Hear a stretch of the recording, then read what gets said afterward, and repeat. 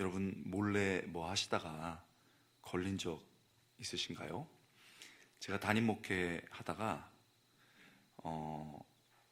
한번 당황했던 적이 있습니다. 내일처럼 휴일이었습니다. 휴일이고 공휴일인데 오랜만에 늦잠 자고 세수도 안 하고 헝클어진 머리로 이제 가까운데 물건을 사러 딱 갔는데 그때 저희 교회 여자 성도하고 딱 마주쳤습니다.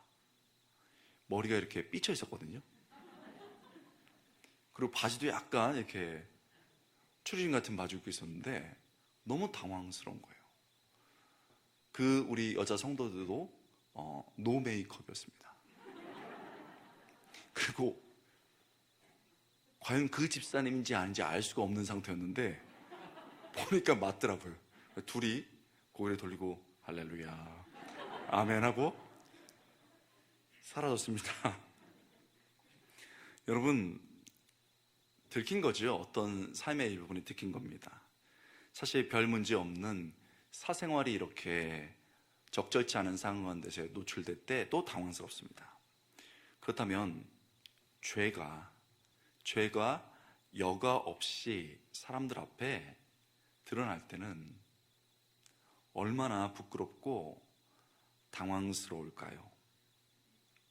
죄가 폭로되어 때로는 너무 부끄러워 법의 심판을 받기 전에 목숨을 끊는 사람도 많이 있습니다.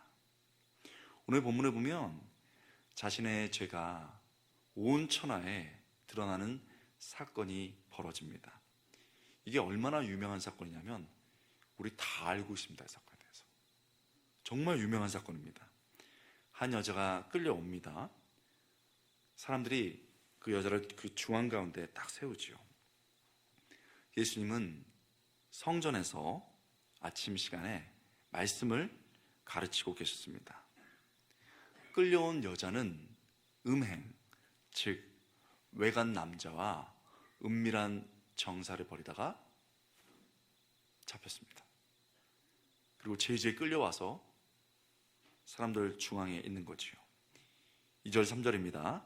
아침에 다시 성전으로 들어오시니 백성이 다 나오는지라 앉으사 그들을 가르치더니 서기관들과 바리새인들이 음행 중에 잡힌 여자를 끌고 와서 가운데 세우고, 이 여자가 지금 겪는 감정은 단순히 당황 정도가 아닙니다. 죽고 싶은 만큼의 수치감입니다. 잡혀온 이유가 간음이지요. 즉 자신의 남편이 아닌 다른 남자와 정사를 벌이다가 현장에서 잡힌 겁니다.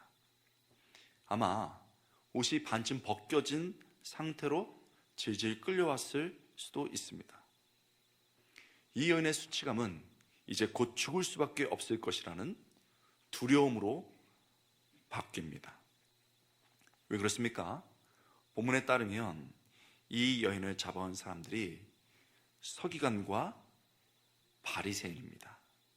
서기관은 율법의 전문 해석자입니다. 바리새인들은 자신의 종교 전통과 율법을 목숨보다 중요하게 생각하는 사람들이었습니다. 율법과 종교 전통에 따르면 간음은 죽음에 해당하는 죄였습니다. 그들이 가장 중요하게 생각하는 모세 오경에 이것이 분명히 명시되어 있죠. 예를 들면 레위기 20장 10절입니다. 레위기 20장 10절, 누구든지 남의 아내와 간음하는 자, 곧 그의 이웃의 아내와 간음하는 자는 그 간부와 음부를 반드시 죽일지니, 간음한 남자 부, 간음한 여자 둘 다 죽이라고 했습니다. 신명기 22장 22절, 어떤 남자가 유부녀와 동침한 것이 드러나거든 그 동침한 남자와 그 여자를 둘 다 죽여 이스라엘 중에 악을 제할지니라. 여러분, 간음 중에 잡힌 이 여인은 이 말씀에 따라, 이 계명에 따라 이제 수치를 안고 죽을 수밖에 없는 상황입니다. 서기관과 바리새인들은 예수님께 말하죠. 예수님, 여기 간음 현장에서 잡힌 여자 보시죠. 여기 율법에 따르면 이 여자를 돌로 쳐서 죽여야 되는데 어떻게 해야 될까요? 놀라운 것은 서기관과 바리새인들이 바랐던 것이 간음한 여자의 피, 그 목숨만은 아니었습니다. 이 상황을 이용해서 예수님을 함정에 빠뜨려서 고발하고 예수님 또한 죽이려는 계획을 하고 있었던 거죠. 6절 전반절에 이렇게 기록되어 있습니다. 그들이 이렇게 말함은 고발할 조건을 얻고자 하여 예수를 시험함이로라. 여러분, 우리가 잘 아는 본문인데요, 본문을 더 깊이 보면 이게 분위기와 맛이 느껴집니다. 어떤 살기의 냄새, 피의 냄새가 나죠. 서기관들과 바리새인들은 이 냄새를 풍길 만큼 악합니다. 여자를 미끼로 삼습니다. 여러분, 미끼를 아시나요? 낚시를 좋아하는 분은 알지만 꿈틀거리는 벌레를 바늘로 찔러서 끝까지 넣습니다. 그렇게 여자가 잡혀온 거지요. 본문을 자세히 보십시오. 간통한 남자는 어디에 있습니까? 율법에 따르면 간통한 남녀 모두를 죽이라고 했는데 남자가 빠져 있는 것이지요. 현장에서 잡혔다면 분명히 남자도 있었을 텐데 서기관과 바리새인이 남자를 고용해서 여자를 유혹의 함정에 빠지게 했다는 느낌을 지울 수 없습니다. 악한 것이죠. 서기관과 바리새인들은 악할 뿐만 아니라 치밀합니다. 여자를 미끼로 예수님을 함정에 빠뜨리려 합니다. 만약 이 상황 속에서 예수님이 여자를 죽이라 하면 세리, 창녀, 죄인을 용서하셨던 예수님의 모습이 완전히 무너집니다. 반대로 용서하라 하면 율법과 전통을 무너뜨린 죄로 예수님 또한 고소를 받게 됩니다. 사람들이 엄청나게 몰려듭니다. 그 중앙에 간음한 여자가 서 있습니다. 서기관과 바리새인들은 여자를 미끼로 삼고 죽음의 올가미를 뒤에 숨긴 채 예수님께 계속 질문하는 거죠. 선생님, 이 여자 어떻게 해야 됩니까? 빨리 말씀 좀 하시죠. 죽여야 합니까? 살려야 합니까? 여러분, 잘 아시는 본문인데요. 잘 아시는 본문인데 여러분에게 중요한 질문을 던지겠습니다. 이 이야기에서, 잘 아는 이야기인데 이 이야기에서 지금 나는 누굽니까? 이 이야기에서 지금 나는 누구의 모습으로 서 있습니까? 여자를 미끼로 삼아 예수님을 죽이려 하는 서기관과 바리새인들? 아니면 반호기심과 반증오로 여자를 훑어보고 있는 군중들? 아니면 현장에서 간음하다 붙잡힌 이 여인? 여러분 누굽니까? 아니요, 나는 누굽니까? 어떤 모습으로 서 있습니까? 여러분, 저는 이 본문을 여러 번 묵상했는데 여러분은 어떤지 모르시지만 저는 본질상 저와 우리가 간음 중 현장에서 잡힌 여인과 같은 존재라는 고백이 나옵니다. 오늘 부흥회 한다고 그래서 왔는데 내일 대선을 앞두고 시간을 내고 왔는데 목사님, 무슨 그런 말씀을 하십니까? 저는 은밀한 죄를 결코 지은 적이 없습니다. 저는 그런 죄를 지은 적이 없습니다 라고 말씀하실 수 있습니다. 과연 그런가요? 저는 아직 그런 능력이 없는데 목회를 오래 하시고 은퇴하신 지 5년, 10년 된 분들, 제 선배님, 대선배님들을 찾아뵙고 이 본문을 말하면서 여쭤보면은 그런 말씀을 하세요. 성도들이 나는 죄가 없다, 나는 은밀한 죄를 지은 적이 없다 라고 큰 자신감을 가진 사람일수록 사실은 십계명을 다 어겼을 확률이 크다. 그런데 지금은 여러분 온 교회의 성도들이, 온 한국교회 성도들이 다 알고 있는 십계명은 다 어겼지만 모든 많은 교회들이 알고 있는 11계명을 철저히 지켰기 때문에 그런 자신감이 있다는 겁니다. 여러분 우리 다 알고 있는 11계명 뭐죠? 들키지 말지어다. 여러분 모르셨어요? 여러분 이런 교회가 있군요. 이게 유명한 계명입니다. 십계명과 더불어, 하나님 주신 십계명과 더불어 사람들이 만든 계명, 들키지 말지어다. 이 계명을 철저하게 지킨 거죠. 그래서 1계명부터 10계명까지 다 어겼어도 이 11계명을 지키면서 자신이 있는 거죠. 여러분 어떤가요?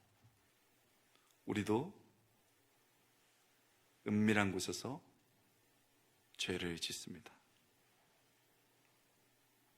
드러나지 않지만 은근히 잘난 척 교만하며 세상적인 것을 추구합니다.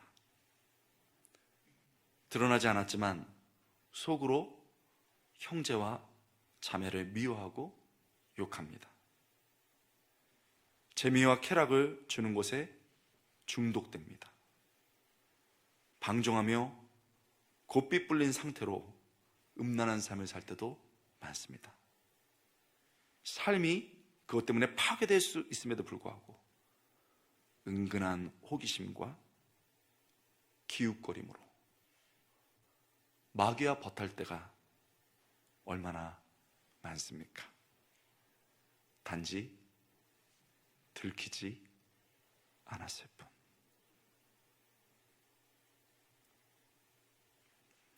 저는 모든 사람과 예수님 앞에서 자신의 죄가 드러난 이 연을 보면서 우리가 맞이할 마지막 심판 때를 생각합니다. 여인의 가장 수치스러운 죄가 온 천하와 예수님 앞에 드러나듯 우리의 죄가 최후의 심판 때 모두 드러날 겁니다. 여러분, 제가 목사잖아요. 그리고 제가 그래도 거룩한 삶을 살았다고 생각하거든요. 그런데 어느 날 새벽에 이 말씀을 큐티를 하는데 이 본문 요한복음이었습니다. 그런데 갑자기 말씀이 툭 제 마음에 떠오른 겁니다. 이 여인처럼 내가 주님이 앞에 설 때 최후 심판 때 똑같은 입장이 되겠구나. 그러면서 이 말씀이 떠올랐습니다. 로마서 14장 11절 12절 말씀 기록되었을 때 주께서 이르시되 내가 살았노니 모든 무릎이 내게 꿇을 것이요 모든 혀가 하나님께 자백하리라 하였느니라. 이러므로 우리 각 사람이 자기의 일을 하나님께 짓고 하리라. 여러분, 이 말씀이 탁 떠오르는데요. 이 말씀을 듣는 순간 그 새벽에 아무도 없습니다. 가족들은 다 자고 있습니다. 그런데요, 이 말씀이 딱 떠오르고 찾아본 순간 주님이 제 앞에 계신 것 같은 느낌이 드는 거예요. 몸이 벌벌벌 떨리면서 무릎을 꿇을 수밖에 없었습니다. 사랑하는 성도 여러분, 본문 앞에 말씀 앞에 자신을 청직히 돌아보십시오. 벌거벗긴 채 조롱과 멸시의 눈빛으로 돌을 던지려는 사람들 가운데 있는 이 여인의 모습이 바로 우리의 모습, 내 모습입니다. 그녀와 우리의 차이는 들켰느냐, 들키지 않았냐, 그 여부뿐입니다. 여러분, 이렇게 상황이 엄중한데요, 우리가 사랑하는 예수님은요 정말 놀라운 분이세요. 예상치 못한 행동을 하십니다. 6절 후반절이지요. 예수께서 몸을 굽히사 손가락으로 땅에 쓰시니. 유명한 말씀이지요. 예수께서 몸을 굽히사 손가락으로 땅에 쓰시니. 예수님께서 우리가 아는 것처럼 갑자기 땅에 무엇을 쓰기 시작합니다. 그러자 바리새인들과 서기관들은 너무 황당한 거예요. 그러면서 이 여인을 어떻게 해야 될지 계속 추궁하면서 묻습니다. 계속 추궁하고 묻자 바로 이때 우리 예수님께서 잘 아는 말씀을 하십니다. 그 말씀을 하시고 또 글을 쓰십니다. 7절 8절 우리 함께 읽어볼까요? 7절 8절입니다. 그들이 묻기를 맞이 아니하는지라 이에 일어나 이르시되 너희 중에 죄 없는 자가 먼저 돌로 치라 하시고 다시 몸을 굽혀 손가락으로 땅에 쓰시니. 일어서서 너희 중에 죄 없는 자가 먼저 돌로 치라, 그렇게 말씀하시고 또 땅에 몸을 굽혀 땅에 뭔가를 열심히 쓰십니다. 여러분, 예수님이 땅에 도대체 무엇을 쓰셨을까요? 사도시대 이후에 정말 수많은 성경학자가 약 2000년 동안에 이 땅에 쓰신 글씨가 무엇인지 밝히기 위해서 온갖 노력을 다했습니다. 여러분, 이 시간에 그 2000년 동안 온갖 노력한 것을, 그 내용을 시원하게 밝혀드리겠습니다. 그것은 모른다입니다. 몰라요? 안다 모른다? 세상에, 이렇게 금방 알아들어요. 모릅니다. 앞으로도 영원히 몰라요. 온갖 추측들만 무성합니다. 제가 이제껏 각종 설교를 들었던 것 중에서 기억나는 게 몇 가지가 있습니다. 학문적으로 푸는 것도 많이 있어요. 근데 그는 이상하게 기억이 안 나더라고요. 안 나고, 제가 들었던 설교 중에서 아직도 몇 가지가 기억이 나는데 좀 근거가 없습니다. 엉뚱해요. 그런데 기억이 나더라고요. 어떤 목사님은 예수님께서 현장에 있었던 그 사람들의 죄를 다 일일이 땅에 썼답니다. 너 몇 월 며칠 남의 거 훔쳤다. 너 몇 월 며칠 성도 욕했다. 너 몇 월 며칠 과식했다. 일일이 다 너 몇 월 며칠 음욕을 품었다. 이렇게 해서 일일이 사람들 걸 글씨를 막 써요. 그러니까 나중에 그걸 보고서 기겁을 하는 거죠. 예수님이 다 하네? 막 이러고. 예수님은 쓰느라고 바쁘셔. 계속 이렇게 쓰시는 거예요. 그게 기억이 나더라고요.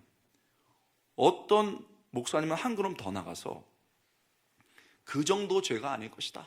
뭐 그 정도 죄야 죄책감을 느끼지만 깜짝 놀랄 정도면은 바로 예수님께서 쓰셨던 것은 이 여인에게 음욕을 품었던 사람들의 명단을 다 썼다.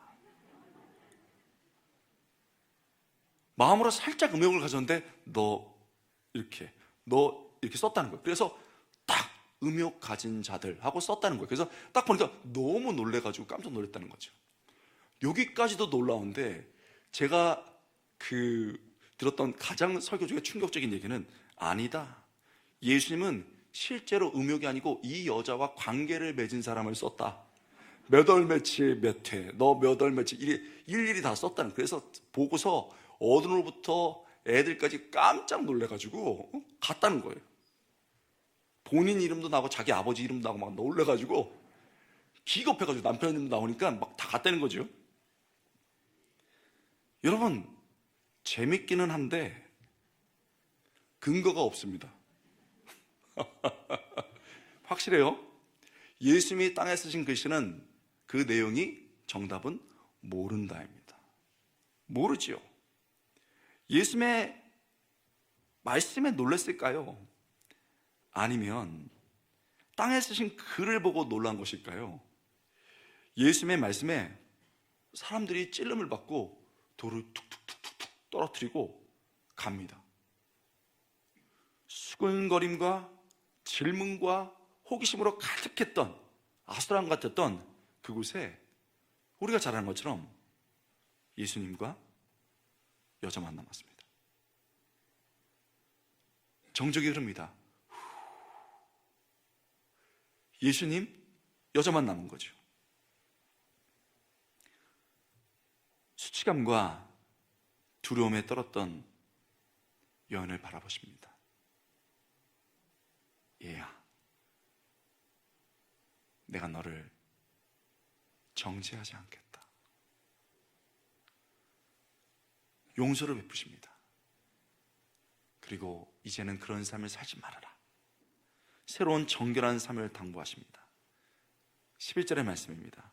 예수께서 이르시되 나도 너를 정죄하지 아니하노니 가서 다시는 죄를 범하지 말라. 여러분, 여인에게 이 날은 영원히 잊을 수 없는 날입니다. 자기가 사랑했다고 생각해서 몸을 섞었던 그 순간 배신을 당하면서 끌려왔고 자기의 모든 것들이 폭로되면서 수치감을 뒤집어 쓰고 죽을 수밖에 없었던 그 순간들, 그리고 지금 생각해도 벌떡벌떡 놀랄 수밖에 없는 그런 순간들이었습니다. 그러나 그것이 앞의 부분에 불과합니다. 그 이유를 생각하면 이 여인은 수치로, 죽음의 냄새로 기억하는 날이지만 예수님께서 다가오시고 용서하시고 다시 새로운 삶을 시작할 수 있었던 결정적인 죽음에서 삶으로, 더러운 삶에서 새로운 삶으로 살 수 있는 그런 새로운 날로, 영원히 잊지 못하는 날로 기억되어 있는 것입니다.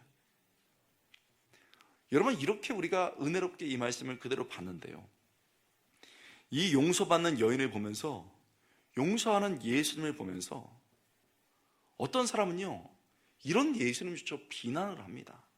어떤 사람들이 그렇게 하냐면 세속의 기준을 가지고 도덕주의를, 도덕 철학이나 도덕주의를 부르짖는 사람과 때로는 논리학을 연구하는 사람들은 예수님을 비방하는 거예요. 이거는 논리적으로도 맞지 않고 도덕적으로도 맞지 않는다고 말합니다. 이분들이 뭐라고 말하냐면, 용서, 기독교인의 용서, 이거 대표적인 건데 좋지요? 그러나 이 여자 분명히 가늠한 여자입니다. 분명한 죄가 있습니다. 이런 식으로 여자를 용서한다면 이 여자처럼 죄를 지은 모든 사람들의 용서는 정말 죄인가요? 아닌가요? 분명 이 여자의 죄가 있는데 그 죄는 누가 대가를 치릅니까? 이렇게 얘기한다는 거예요. 또 예수님은 굉장히 멋있어 보이지만, 우리는 지금 아멘하고 있는데 예수님은 굉장히 멋있어 보이지만 내가 너를 정죄하지 않겠다, 이거는 예수님이 입으로 한 거 아닌가? 그렇다면 논리적으로도 이것은 이만한 죄 가지가 있는데, 죄책이 이렇게 있는데 그저 용서해줘서 죄가 아니라고 말하고 용서하는 사람들조차 입으로 했으니 이거는 사실은 진정한 용서나 그럴 자격이 없는 거 아니냐라고 예수의 모습을 허무는 사람들이 많습니다. 여러분, 맞는 질문이지요. 너무나도 익숙한 본문이기 때문에 우리가 생각해 봐야 될 문제입니다. 그런데요, 요한복음을 전체적으로 보면 예수님이 이 여인을 용서한 것은 아무런 대가를 치르지 않고 입으로만 용서한 립서비스의 용서가 절대 아니었습니다. 요한복음 전체를 보십시오. 후에 예수님은 이 여인의 죄를 친히 짊어지십니다. 이 여인이 그랬던 것처럼 바리새인과 서기관에 의해 법정에 서십니다. 이 여인처럼 사람들에게 배심당하고 버림받으셨습니다. 이 여인처럼 사람들이 보는 가운데 매를 맞으며 옷이 벗겨졌습니다. 그리고 십자가를 지신 겁니다. 사랑하는 성도 여러분, 예수님이 베푸신 용서는 결코 입술의 용서가 아니었습니다. 십자가에 자기의 몸과 피를 찢고 흘려 대가를 치른 용서였던 겁니다. 십자가형은 지금까지 시행된 사형 방법 중에 지금까지도 가장 잔인한 방법으로 알려져 있습니다. 왜 그렇습니까? 십자가형이 극도의 육체적 고통과 그뿐만 아니고 심각한 돌이킬 수 없는 정서적 혐오감을 주기 때문입니다. 마틴 헤겔의 책을 보면 죄수들은 십자가에 달리기 전에 혼절을 거듭하고 거듭할수록 매질을 당합니다. 그 후 우리가 아는 것처럼 손과 발 부에 못이 박혀 장대에 짐승처럼 십자가에 매달립니다. 그렇게 며칠을 십자가에 달려 온몸에 물과 피가 빠져나가면서 인간이 경험할 수 있는 극도의 고통으로 몸이 비틀리며 죽어가는 게 십자가입니다. 그 고통이 얼마나 컸는지, 그 죄세계에 줄 수 있는 가장 자비 중에 하나는 즉시 죽여주는 겁니다. 제발 죽여달라고. 이런 육체적 고통과 그와 더불어 정서적 혐오는 극에 달합니다. 여러분 아시나요? 십자가형은 거의 모든 경우 벌거벗긴 채 십자가에 매달립니다. 성화나 영화에서 아무리 극도로 예수님에 대한 고통을 표현한다 할지라도 차마 하나님의 아들 예수 그리스도의 벌거벗은 모습을 보여줄 수 없었기에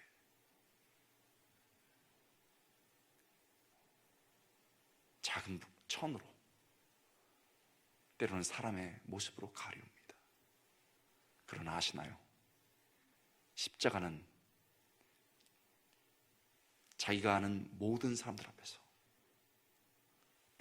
벌거벗겨진 상태로 물과 피를 쏟으며 하늘하게 거치지 못한 상태에서 죽어갑니다. 그래서 로마인 시세로는 십자가형을 보고 싶지도 않고 듣고 싶지도 않고 생각조차 하기 싫은 그 장면만 생각하면 머리가 아플 정도로 고통스러운 인간 세계에서 가장 잔인하고 혐오스러운 것이라고 말했습니다. 여러분 기억해야 합니다. 예수님은 결코 입술로만 그 여인을 용서한 것이 아닙니다. 피와 생명을 지불한 용서지요. 당신이 친히 십자가에서 그 여인이 당했던 배신과 아픔과 수치와 고통을 당함으로 그 여인을 위해 충분한 죄의 대가를 치르신 겁니다. 여러분, 이 여인이 나인가요? 이 여인을 나라고 생각하십니까? 그렇다면 이 여인뿐만 아니라 나와 우리를 위해 주님께서 그 대가를 치러준 줄 믿습니다. 그렇게 십자가에 죽으시고 몸과 피를 우리에게 주셨습니다. 여러분, 우리는 여인을 죽이려고 돌을 든 군중 앞에서 예수님께서 도대체 무엇을 썼는지 알 수가 없습니다. 절대 모릅니다. 앞으로도 모릅니다. 예수님께서 무엇을 쓰셨기에 그들이 그처럼 놀라 도망했을까요? 알 수 없습니다. 그러나 그 여인을 위해서 쓰신 글씨는 모릅니다. 그러나 나를 위해 쓰신 글씨, 오늘 설교 제목처럼 나를 위해 쓰신 글씨는 분명히 알 수 있습니다. 주님께서 십자가에 죽으시며 보혈로 그 몸을 찢으시고 그 피로 분명하게 써주신 나를 위한 글씨, 우리를 위한 글씨가 이 성경에 써 있습니다. 그리고 그것을 한마디로 요약하면 내가 너를 위해 대가를 지불했다. I paid for you. 내가 너의 죄 대가를 지불했다. 여인을 끌고 와 죽이려 했던 서기관들과 바리새인들처럼 수없는 마귀들이 하나님 앞에서 우리의 죄를 율법과 행위의 근거로 들춰낼 겁니다. 우리는 선거를 보면서 양쪽에서 얼마나 공격해내고 공격하면서 듣기조차 싫었던 여러 추한 모습들을 끄집어내는 것을 볼 수 있습니다. 마귀는 더합니다. 우리의 적나라한 모습들, 우리의 잘못된 모습들, 범죄의 모습들을 끄집어낼 겁니다. 그리고 하나님의 심판대 앞에서 이 사람은 이런 이유 때문에, 이런 행동 때문에 죽어야 하고 마땅히 벌을 받아야 한다고 외칠 겁니다. 그때 예수님께서 나를 위해 쓰신 것이 내가 그를 위해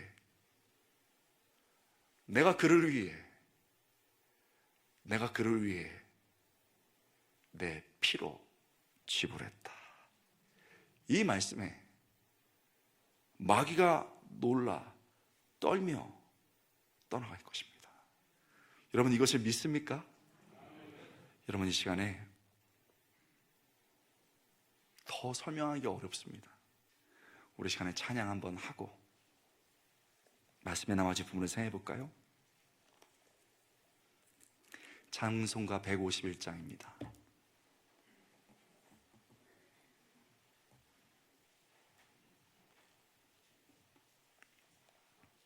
찬송 151장입니다. 만왕의 양 내 주께서, 여러분 우리 시간에 하나님 앞에서 하나님 내가 그 여인입니다. 그 여인처럼 하나님께 나아갑니다. 주님, 나 위해 죽으신 주님 생각합니다.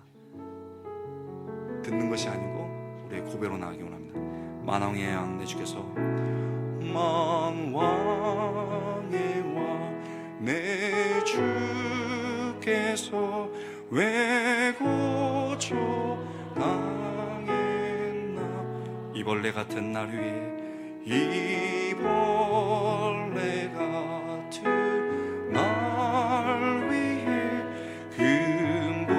금보혈을 흘렸네. 십자가 내가 처음 볼 때에 나의 맘에 큰 고통 사라져. 오늘 믿고서 내 눈 밝았네. 참 내 기쁨 영원하도다. 주 십자가 못 박힘은, 주 십자가 못 박힘은 속죄함 아닌가. 그 긍휼함과 그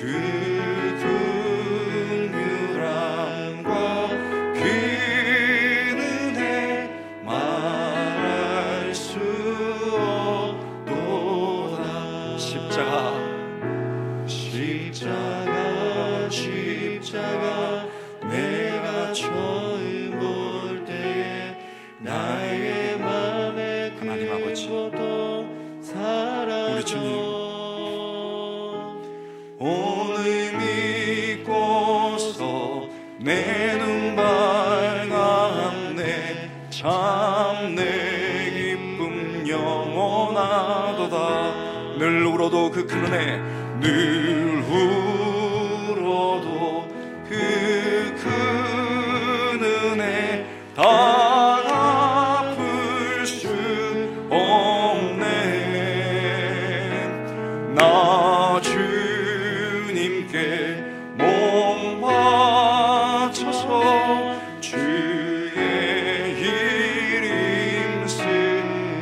십자가를 바라봅니다.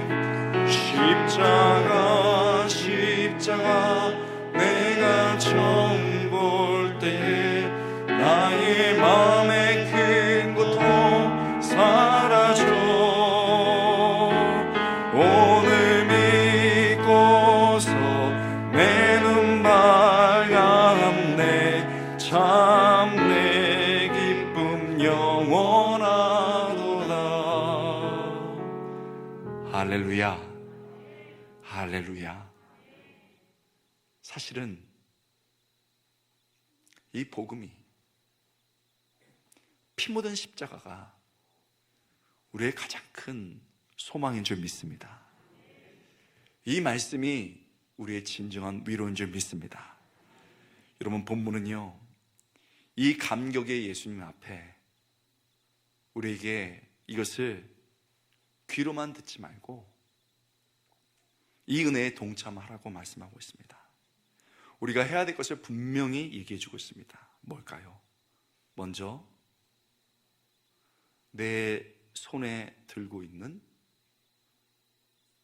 정죄의 돌을 내려놓으라고 말하고 있습니다. 내 손에 있는 돌 내려놓으라고 말하고 있는 겁니다. 여러분, 우리 모두가 죄인입니다. 누가 누구를 판단하고 누가 누구에게 정죄의 돌을 던질 수 있겠습니까? 또 돌을 들어 또 돌팔매질로, 또 때로는 말팔매질로, 때로는 행동팔매질로 누구를 공격하려고 하고 있는가요? 그렇게 그 사람에게 고통을 주면서 죄를 짓고 내 자신이 삶의 파괴가 되어야 될까요? 예수님이 말씀하십니다. 얘야, 네 손에 돌이 있구나. 내려놔라. 여러분 손에 뭐가 있습니까? 제가요, 오전에도 얘기했는데 새벽 기도 때도 너무 가난하게 지내다 보니까 장학금을 타야 되잖아요. 그래서 공부 열심히 했습니다. 사과 팔다가 공부하다 사과 팔다가 열심히 했는데요, 장학금을 타야 되잖아요. 그런데 저는 노력형이거든요. 근데 타고난 사람도 있더라고요. 웃는 사람은 다 노력형이에요. 타고났어요. 그래서 1, 2등을 다투는데 거의 제가 걔를 미워했습니다. 공부할 때. 걔는 또 타고났을 뿐만 아니라 집이 부자야. 그러니까 제가 얼마나 미워했는지 모릅니다. 그래서 앞에서는 야, 너 정말 공부 잘한다, 야, 너 정말 탁월해, 이렇게 얘기했지만은 속으로는 네가 가진 게 돈밖에 더 있냐, 이놈아. 그리고 애들이 막 걔를 대단하다 보면 걔 대단한 거 아니야. 걔가 뭐 좋은 집안에서 태어나서 그렇지, 걔 순발력이지, 사실 그런 게 아니야. 뭐 이러면서 제가 막 뒷말을 했습니다. 제가. 그리고 막 욕도 했습니다. 나중에는 은근한 막 경쟁이 되면서 네가 잘하냐 내가 잘하냐 보자, 막 이렇게 되는 거예요. 그리고 안 좋은 말도 막 하게 되고 분노가 막 일어나는 거예요. 어느 날, 여러분, 그래서 기도가 중요하다고 말했잖아요. 기도하는데 하나님이 제 마음속에 어떤 그림을 보여주세요. 여기 보니까 그 친구랑 저랑 같이 서 있어요. 근데 뭐 이렇게 시계추처럼 왔다 갔다 해요. 이상하다 하고, 여러분 기도할 때 하나님 마음에 떠오르게 하시면, 기도하시면 더 가르쳐줘요. 하나님 이게 뭡니까 하고 보니까 여러분 이렇게 하는데 둘 다 피가 줄줄 흘러요.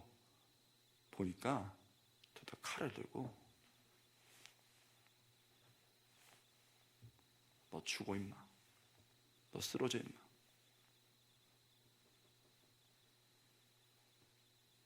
이러고 있는 거예요. 소름이 끼치면서 제 영적 현실을 보는 거예요. 건호야, 그거 내려놔.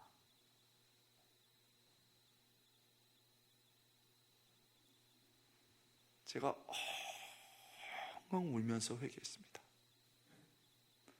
엉엉 울면서 회개했습니다. 여러분, 지금 내 가족한테 돌 던진다는 거 아니에요? 네가 나한테 어떻게 이럴 수 있어? 나 한 대 맞아봐.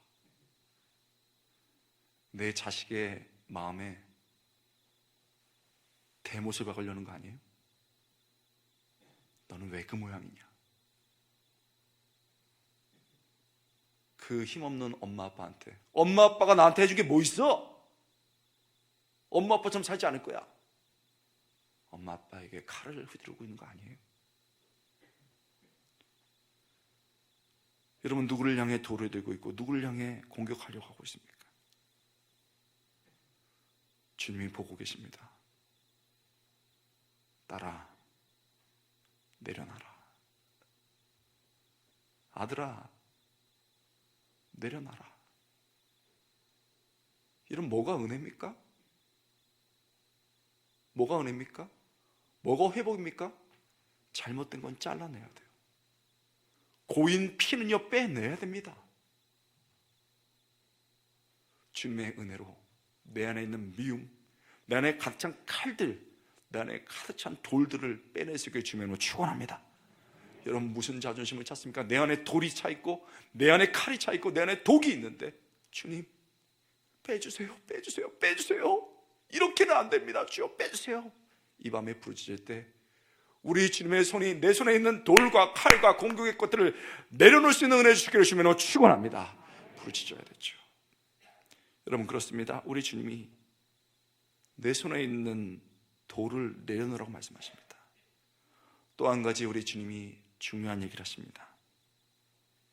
회개를 통해 새로운 삶을 시작하라는 겁니다.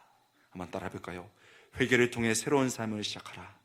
회개를 통해 새로운 삶을 시작하라. 여러분, 본문의 여인처럼 우리 모두 죄인입니다. 우리가 가진 사회적 위치, 교회에서의 직분으로 자신을 포장하지 마십시오. 우리 모두 죄인이었으며 지금도 죄에서 자유롭지 못합니다. 사실 주님 앞에 서면 우리가 죄인이죠. 그때 죄인으로 설 때 우리 주님이 새로운 삶을 시작하게 하십니다. 여러분, 아직 예수님을 모르시는 분이 있다면요, 예수님을 모르시는 분이 있다면 그냥 그분 앞에 나오세요.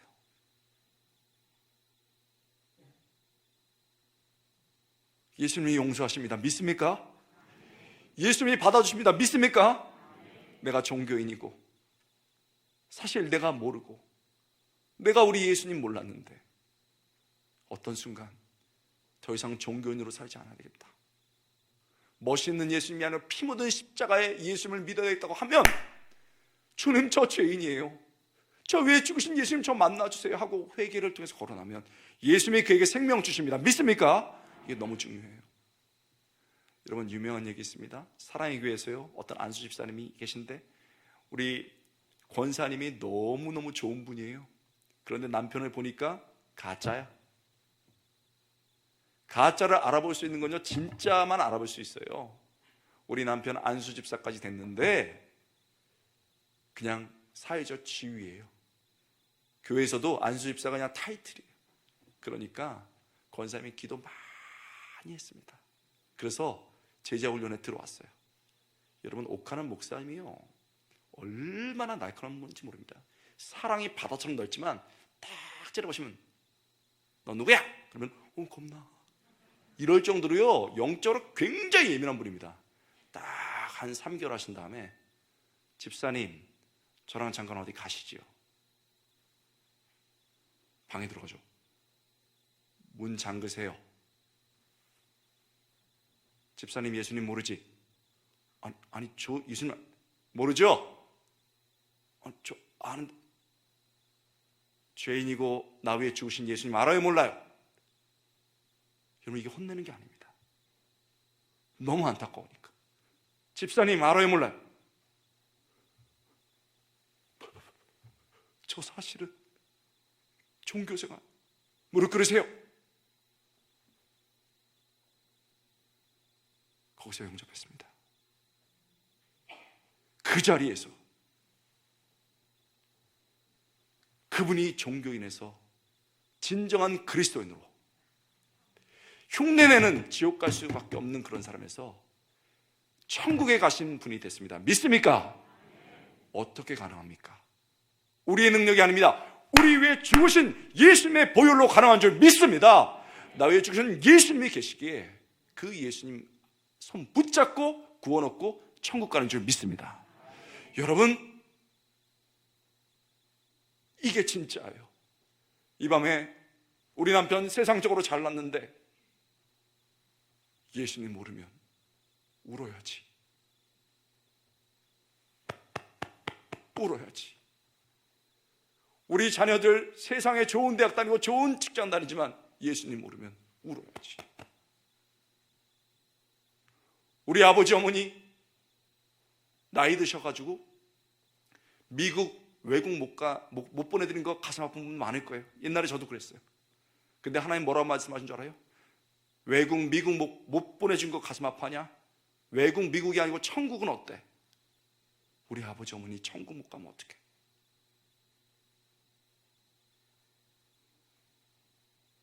너무 완고하시고 너무 나이 들었다고 아니에요. 너무 죄가 많다고 아니에요. 마지막 여러분 강도도 구원받는 줄 믿습니다. 왜요? 강력한 보혈이 있기 때문이나 믿습니까? 그래서 여러분 내 남편, 내 자녀, 우리 부모님들을 위해서 울어야 돼. 주님 깨닫게 하여 주옵소서. 주님 복음의 능력으로 그들을 용서하시고 그들이 죄인 앞에 죄인으로 고백하고 구원받을 수 있도록 도와주옵소서. 이 밤에 강하게 눈물을 흘리며 뜨겁게 여러분 중보하는 정태숙교 주민으로 축원합니다. 그렇습니다. 예수님을 모르시는 분이 있다면요, 우리 예수님 앞에 회개함으로 구원을 얻을 수 있습니다. 새로운 삶이 시작되는 것이죠. 또 중요한 게 있습니다. 구원받았으나 무서운 죄로, 구원받았습니다 분명히. 그러나 무서운 죄로, 아무도 모르는 죄로, 때로는 정말 부끄러운 죄는요 가족한테도 얘기 못해요. 나만 아는 거예요. 그 무서운 죄로 삶이 파괴됐거나 파괴되는 분이 있다면요, 여러분 우리의 힘으로는 회복 불가능합니다.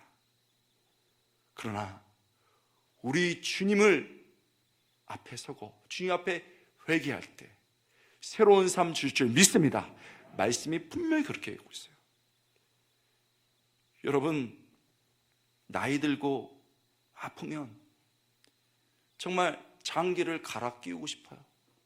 어떤 분이 하도 눈에 고통이 많으니까 너무너무 힘들어하니까, 목사님 저 이 눈을 빼서 깨끗하게 씻어가지고 다시 넣었으면 좋겠어요. 편통이 너무 심하니까 제 머리 좀 이렇게 씻어가지고 깨끗하게 넣었으면 좋겠어요. 여기 암이 걸려서 잘라냈는데 너무 아파요. 이거 깨끗하게 해가지고 다시 넣었으면 좋겠어요. 이런 분들이 꽤 많아요. 갈아 끼우고 싶대요, 장기를. 여러분 저희 교회도요 간이 안 좋은 장로님이 계셨어요. 막 눈이 그냥 탁해. 앞을 거의 못 보고 막 수치가 너무 올라가요. 오늘 가냐 내일 가냐 다음 달에 병원을 또 가냐 안 가냐 언제 돌아가시냐 맨날 이런 기도 제목을 합니다. 그래서 여러분 제가 간절히 기도했는데 6달 뒤에 나타났는데 장로님이요 눈이 푸른 눈이 돼서 나타나셨어요. 파랗더라고요. 시퍼런 눈을 닫고 나서. 그래서 장로님 아니 이게 어떻게 됐습니까? 했더니 간이식을 받았습니다. 간이식을 받았습니다. 그래서 아니 그 간이식을 어떻게 받았습니까? 했더니 말을 못해요. 아니 도대체 누가 그런 희생을 했습니까? 제 딸이 해줬습니다. 눈물을 이렇게 흘렸어요. 여러분 새롭게 되는 건요, 새로운 삶이 된다는 건 우리 힘으로 안 돼. 이미 우리는 틀렸어요. 그렇기에 예수님이 내게 몸을 주시고 피를 주셨는 줄 믿습니다. 여러분 그래서 새롭게 될 수 있는 겁니다. 그러므로 회개는 기독교인의 부담이 아니에요. 기독교인의 강요도 아닙니다. 여러분에게 회개하라고 강요할 마음은 전혀 없고 부담을 드릴 마음도 전혀 없습니다. 회개는요, 기독교인의 특권입니다. 믿습니까? 주님 앞에 나오면 새롭게 될 수 있는 거예요. 여러분, 우리 권사님들 제가 만나면, 권사님 이제 한 10년 20년 주님 뵐 텐데 뭐 바라세요? 목사님, 사실 제가 며느리 많이 미워했어. 그리고 우리 밑에 집사들 많이 했어. 부끄러워. 근데 이미 사람들이 다 알고 있어. 어떡하지? 주님 앞에 부끄러워. 권사님, 괜찮아요. 주님 앞에 회개하시면은 깨끗한 모습으로 다시 시작하시고 그렇게 주님 앞에 설 수 있어. 권사님, 그래요. 그런가? 항상 우시더라고. 미안해 그러면서. 살아온 세월이 많을수록 그런 거거든요. 여러분, 사회생활을 하느라고 우리 남성분들, 우리 또 애들 키우느라고 우리 여성분들 중년이 됐습니다. 여러분, 우리 안에 얼마나 많은 죄들이 있습니까? 어떻게 새롭게 될까요? 불가능한 일입니다. 주님의 보혈로 씻을 수밖에 없는 거죠. 그것이 특권입니다. 도저히 이해될 수 없는 특권. 그 회개를 통해서, 회개의 복음을 통해서 우리가 완전히 새로운 삶을 살 수 있는 겁니다. 미국에서 목회할 때 어떤 집사님하고 제자 훈련하는데 아무래도 쭈삣쭈삣해요. 저도 목하는 목사님 제자잖아요. 집사님 뭐 잘못했죠? 움찔. 그래서 제 방으로 들어오세요. 문 잠그세요. 이러고 차 주면서 얘기하는데 눈물 흘려. 목사님, 왜요? 제가 너무 회사에서 스트레스 많고 아내하고 싸웠는데 그날 밤에 성적인 죄범을 했습니다. 그리고 그게 중독이 돼가지고 아직까지 그렇게 살고 있어요. 가정 깨지기 일부 직전입니다. 그 얘기 듣는데요, 너무 좋은 분이에요. 교회에서 봉사 많이 하는 분입니다. 너무 충격받아가지고, 집사님, 그러면 어떻게? 하나님 집사님이 얼마나 착한 사람이고 애들이 얼마나 귀한 애들인데 집사님 어떻게? 목사님, 저 중독돼가지고요 어떻게 할 수가 없어요. 목사님, 저 좀 살려주세요. 저 용서받을 수 있을까요? 여러분, 제가 거기다 대고 뭐라 말하는 줄 압니까? 집사님, 용서 못 받아요. 그렇게 큰 일을 했는데 어떻게 용서받을 수 있겠어요? 엄청나게 큰 죄 범한 겁니다. 큰 문제 일으킨 거예요. 그러니까 더 절망하고 울더라고요. 인간적으로는 절대 용서할 수 없습니다. 집사님의 죄가 너무 큰 죄예요. 그런데요, 집사님의 죄가 크지만 우리 주님의 보혈의 능력이 더 큽니다. 집사님, 믿어요? 아멘. 믿어요, 집사님? 아멘. 집사님, 기도하자. 내가 집사님에서 20 동안에 금식할게요. 집사님, 기도합시다. 그리고 2주 동안에 매일 새벽에 가서 주여, 아무도 몰라요. 아무도 몰라. 주여. 나하고 집사님 말하고, 주여 살려주세요. 중독을 빼주세요. 그 똑똑하고 그냥 사회에서 잘 나가는 그분이 하나님 앞에 짓궂은 저주를, 주여 살려주세요. 여러분, 제가 그 모습 보면서 얼마나 마음이 아프고 기도. 그러고 나서는요, 결국은 2주도 안 되지만, 아버지,